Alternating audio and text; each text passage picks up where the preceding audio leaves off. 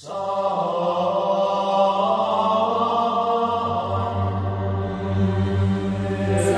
bertemu kembali bersama Miss Nur dalam pembelajaran Pendidikan Agama Buddha kelas 11. Baik, sebelum kita memulai, mari bersama-sama kita membacakan gata nama kara. Arahang sama sambuddho bhagawa Budang bhagawatang abhiwademi Swakato bhagawata dhammo dhammang namasami Supatipanno bhagavato sawaka sangho sanghang namami. Namo Buddhaya. Baik, pada pertemuan kali ini kita akan membahas tentang materi bab 4 puja dan budaya serta materi bab 5 tentang agama Buddha dan pelestarian lingkungan. Adapun pembahasan pada pertemuan kali ini kita akan bahas tentang review untuk menghadapi penilaian akhir semester. Baik, mari kita bersama-sama mempelajari tentang materi review bab 4 dan bab 5.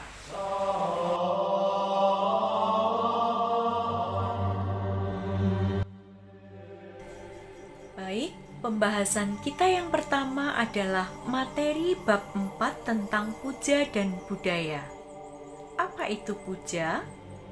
Puja pada zaman Buddha memiliki arti menghormat, dan umat Buddha dapat melakukan puja atau diperbolehkan melakukan puja asalkan didasari oleh pengertian yang benar. Puja terdiri dari dua macam. Dua macam bentuk puja ini diajarkan oleh Buddha. Yang pertama adalah amisa puja, menghormat dengan memberikan materi atau benda-benda persembahan. Yang kedua adalah pati-pati puja, yaitu menghormat dengan mempraktekkan ajaran Buddha. Dan pati-pati puja ini merupakan penghormatan tertinggi kepada Buddha. Penghormatan dalam tradisi agama Buddha dapat dilakukan dengan berbagai cara, di antaranya adalah sebagai berikut. Dengan merangkapkan kedua tangan di depan dada, atau disebut dengan bersikap anjali. Dengan bersujud atau bernamaskara. Dengan berjalan memutari sebuah bangunan wihara, rupang Buddha, pohon bodhi, dan objek-objek yang lainnya sebanyak 3 kali. Dan kegiatan ini disebut dengan padakina atau pradaksina. Selanjutnya, dengan berdiri menyambut sambil bersikap anjali atau disebut dengan utana. Dan puja atau penghormatan juga dapat dilakukan dengan menjaga tingkah laku, ucapan yang baik dan sopan santun. Kegiatan ini disebut dengan samici kama. Adapun manfaat dari melakukan puja atau puja bakti adalah sebagai berikut. Yang pertama, meningkatkan dan memperkuat keyakinan atau sada kepada Triratna, Buddha, Dhamma, dan Sangha. Yang kedua, berkembangnya Brahma Wihara atau sifat-sifat luhur, yaitu metta, karuna, mudita, dan juga upeka. Yang ketiga, berkembangnya pengendalian diri atau disebut dengan samwara, Yang keempat, berkembangnya perasaan puas atau santuti. Yang kelima, berkembangnya kesabaran atau kanti. Dan manfaat yang keenam adalah berkembangnya kebahagiaan yang disebut dengan sukha.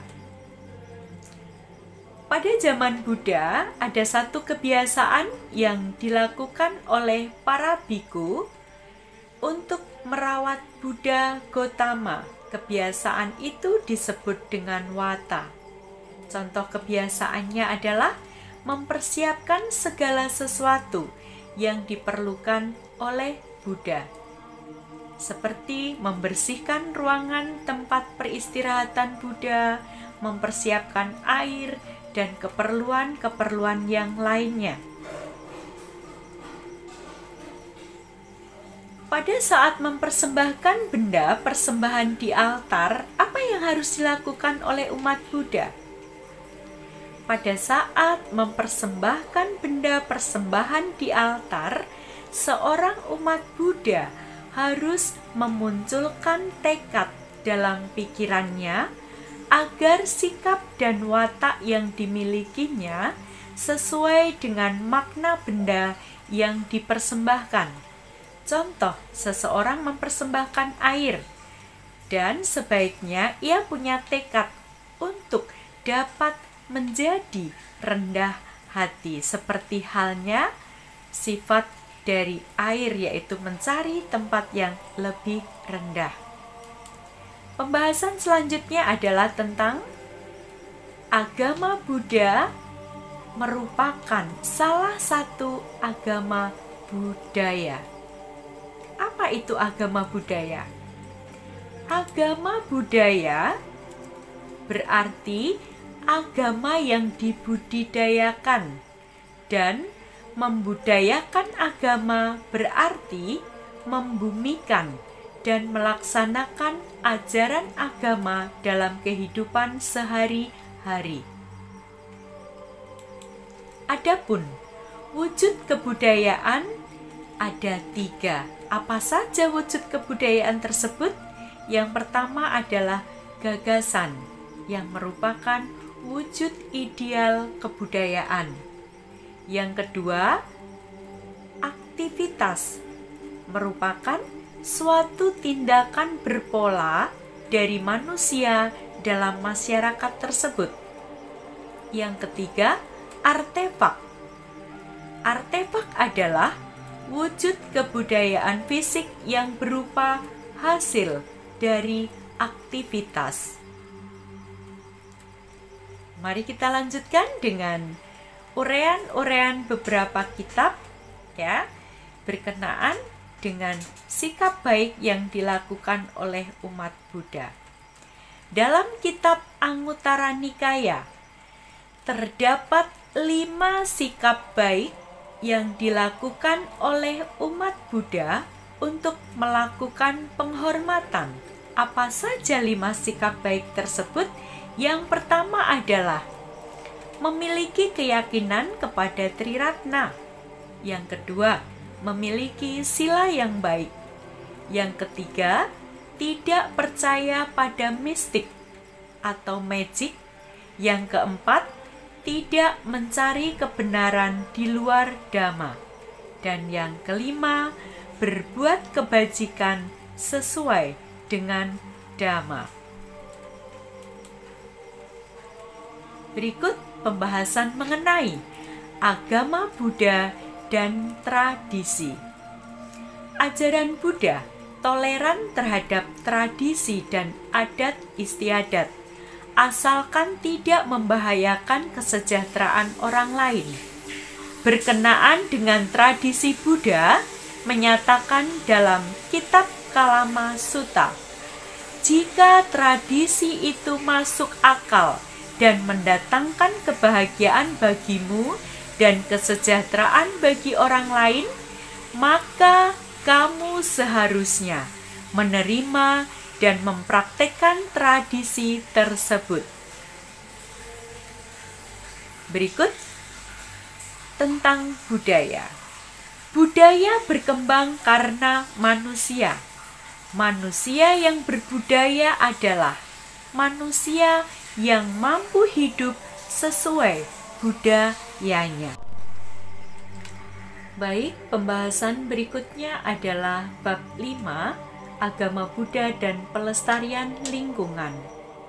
Yang pertama kita bahas adalah tentang ekologi dalam agama Buddha. Pengertian ekologi menurut Kamus Besar Bahasa Indonesia adalah ilmu tentang hubungan timbal balik antara makhluk hidup dan kondisi alam sekitarnya. Secara harafiah, ekologi adalah ilmu yang mempelajari tentang organisme-organisme dan lingkungan tempat hidupnya. Ajaran Buddha menganggap bahwa alam dan sekitarnya sebagai dharma dhatu, yaitu suatu kesatuan mutlak. Berikut tentang hubungan manusia dengan lingkungan yang tercermin dalam ayat Dhammapada 49 sebagai berikut. Bagai seekor lebah yang tidak merusak bunga, baik warna maupun baunya, pergi setelah memperoleh madu, begitulah hendaknya orang bijaksana mengembara dari desa ke desa. Adapun ulasan dalam kitab Brahma Jala Sutta, terdapat larangan bagi para biku untuk tidak mencabut tanaman dari tempat tumbuhnya. Manusia menghargai hewan dan tumbuhan karena faktor cinta kasih dan kasih sayang, serta demi menjaga keseimbangan ekosistem. Eksploitasi yang dilakukan oleh manusia terhadap alam dikarenakan sifat serakah manusia. Dan pembahasan mengenai Metta Sutta. Di dalam Metta Sutta terdapat kebajikan pada alam adalah dengan bertekad untuk tidak merugikan atau menyakiti makhluk hidup lainnya. Sedangkan pembahasan dalam Awatamsaka Sutta menjelaskan mengenai makhluk di seluruh dunia saling mempengaruhi antara satu dengan yang lainnya. Dalam kitab Jataka pun dinyatakan, orang yang pandai dan bijaksana akan berusaha meningkatkan kesejahteraan atau mencapai sukses yang sebesar-besarnya hanya dengan menggunakan sumber daya yang minimal, seperti ia meniupkan nafasnya membuat api kecil menjadi besar. Pembahasan kita lanjutkan dengan konsep lingkungan berdasar pada 4 kebenaran mulia, yaitu masalah lingkungan yang akan dipecahkan sesuai dengan aturan yang sistematis. Yang pertama adalah investigasi masalah lingkungan. Yang kedua, pemahaman penyebab masalah dan penyebab atau kunci solusinya. Yang ketiga, merealisasi sasaran dengan pemecahan masalah. Yang keempat, suatu pemahaman benar terhadap cara pemecahan masalah untuk dikembangkan dan diikuti. Berikutnya, makhluk hidup dalam ajaran Buddha. Makhluk hidup dalam ajaran Buddha adalah perpaduan antara jasmani dan batin. Batin merupakan perpaduan antara kesadaran, pencerapan, perasaan, dan bentuk-bentuk pikiran, sementara jasmani merupakan unsur materi yang terdiri dari padat, cair, gas, dan suhu. Makhluk hidup juga perpaduan antara 5 kelompok kehidupan atau yang disebut dengan panca kanda. Demikian tadi pembahasan tentang materi bab 4 dan bab 5. Untuk itu simak dengan baik dan pelajari dengan baik. Semoga Ananda sukses dalam menghadapi ujian penilaian akhir semester. Akhir kata, Namo Buddhaya.